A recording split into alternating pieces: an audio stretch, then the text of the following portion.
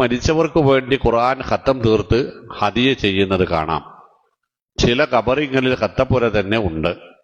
ഇതിന് ഇസ്ലാമിക പിൻബലമുണ്ടോ? ഇതിനെ ഞാൻ ഇനി വായിക്കൂല.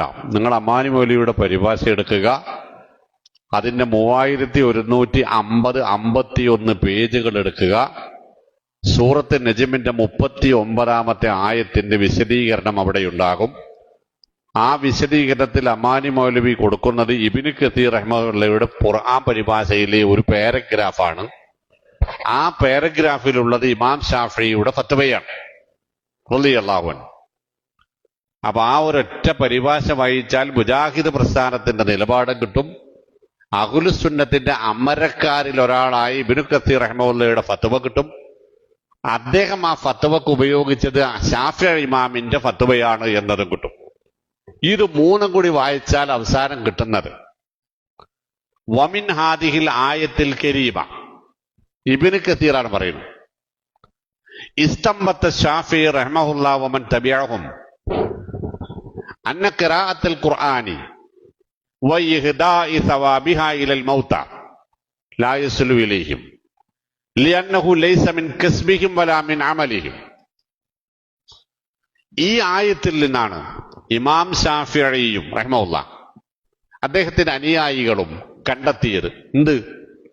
മരിച്ചവർക്ക് വേണ്ടി ഖുർആൻ പാരായണം ചെയ്യുകയും അതിന്റെ പ്രതിഫലം അവർക്ക് ഹദിയ ചെയ്യുകയും ചെയ്താൽ അത് മരിച്ചവർക്ക് കിട്ടുകയില്ല. കാരണം അത് മരിച്ചവരുടെ പ്രതിഫലവുമല്ല, പ്രവർത്തനവുമല്ല, അവരുടെ സമ്പാദ്യവുമില്ല. വലം യൻദുബ് റസൂലുള്ളാഹി സ്വല്ലല്ലാഹു യർഷിദ് അലൈഹിം റസൂലുള്ളാഹി സ്വല്ലല്ലാഹു അലൈഹി വസല്ലം ബിനസ്സിൻ വലാ ഇമാഇൻ. ഒരു വാക്കുകൊണ്ടോ ഒരു സൂചന കൊണ്ടോ പോലും നബി സല്ലല്ലാഹു അലൈഹി വസല്ലമ ഇതിലേക്കൊരു സുന്നത്തിന് സൂചന നൽകിയിട്ടുമില്ല. വലം യൻഖുൽ അൻ അഹദിൻ മിനസ് സ്വഹാബത്തി റളിയല്ലാഹു അൻഹും അജ്മഈൻ. ഒരൊറ്റ സ്വഹാബിയും ഇങ്ങനെ ചെയ്തതിന് തെളിവുമില്ല. വലൗ കാന ഖൈറൻ, ഇതെങ്ങാനും ഒരു നന്മയായിരുന്നുവെങ്കിൽ ലസബഖൂനാ ഇലൈഹി, തീർച്ചയായും സ്വഹാബികൾ അത് നടപ്പിൽ വരുത്തുമായിരുന്നു. വബാബുൽ ഖുർബാത്തി യുക്തസറു ബിൻ നുസൂസ്. അല്ലാഹുവിലേക്ക് അടുക്കാൻ കഴിയുന്ന ഇബാദത്തുകളെ കുറിച്ചുള്ള വിവരങ്ങൾ അത് പ്രമാണങ്ങളിൽ പരിമിതപ്പെടണം. വലാ യുതസറഫു ബിൽ ആറാഇ വൽ അഖീസ.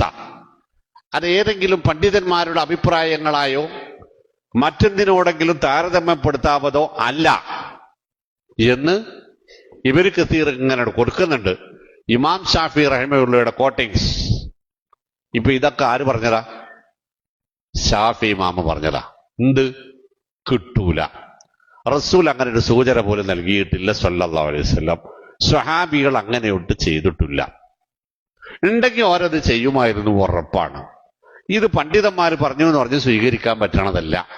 ഇതിന് ഖുർആനിൽ നിന്നും സുന്നത്തിൽ നിന്നും നേരിട്ട് തെളിവ് വേണം. അങ്ങനെ ഒരു തെളിവില്ല.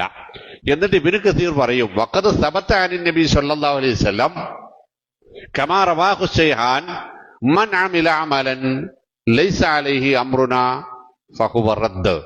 നമ്മുടെ ഈ മതകാര്യത്തിൽ നമ്മുടെ നിർദ്ദേശമില്ലാതെ ആര് എന്ത് നടപ്പിലാക്കിയാലും നിങ്ങളത് തള്ളണം എന്നതും ആ തഫ്സീറിലുണ്ട്. അപ്പൊ ആ വിഷയത്തിൽ 3 വിഭാഗത്തെ ഒരുമിച്ച് കിട്ടും. ഇമാം ഷാഫിഈയുടെ നിലപാടാണ് ഇബ്നു കസീർ റഹ്മത്തുള്ളാഹി പറഞ്ഞത്. ഇബ്നു കസീറിന്റെ നിലപാടാണ് അമാനി മൗലവി അദ്ദേഹത്തിന്റെ തഫ്സീറിൽ കൊടുത്തത്. അമാനി മൗലവിയുടെ നിലപാട് കേരള ദൂത്തുൽ മുജാഹിദീന്റെ നിലപാടാണ്. അപ്പൊ അത് മുജാഹിദുകളുടെ നിലപാടുമാണ്, അത് ഷാഫിഈ മദ്ഹബിന്റെ നിലപാടുമാണ്. പിന്നെ ഇപ്പൊ നമ്മുടെ നാട്ടിൽ നടക്കുന്നത് എന്താന്ന് ചോദിച്ചാൽ ഷാഫിഈ മദ്ഹബിന്റെ ഇമാമിയങ്ങളുടെ പിന്തുണയില്ലാത്ത പിൽക്കാല സമ്പ്രദായമാണ്.